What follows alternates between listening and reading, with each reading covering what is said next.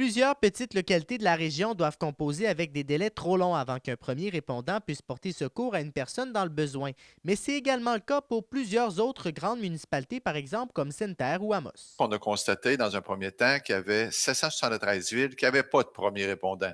Ça représentait pour une population de 4,4. Les premiers répondants, là, c'est qu'ils arrivent sur place et ils commencent déjà à prodiguer des soins auprès de la personne qui est en détresse.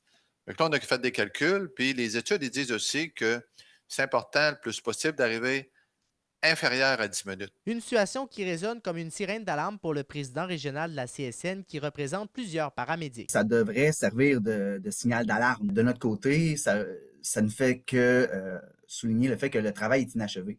Donc, il reste encore beaucoup d'endroits où la couverture ambulancière est déficiente. Le vérificateur général du Québec mentionne que des solutions ont d'ailleurs été déposées au gouvernement pour tenter de remédier au problème. Auprès du ministère et de l'Agence de santé, ils ont accepté l'ensemble de nos recommandations. Et ces entités-là, au même titre que les entreprises ambulancières, ils ont tous adhéré à nos recommandations.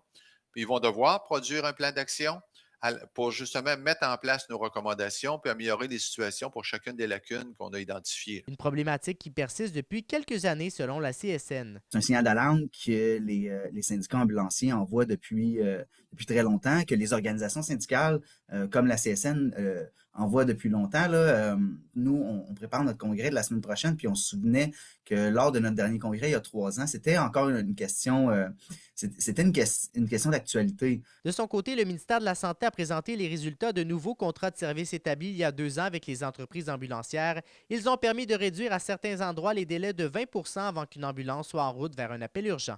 Alexis Dumont pour RNC Nouvelles.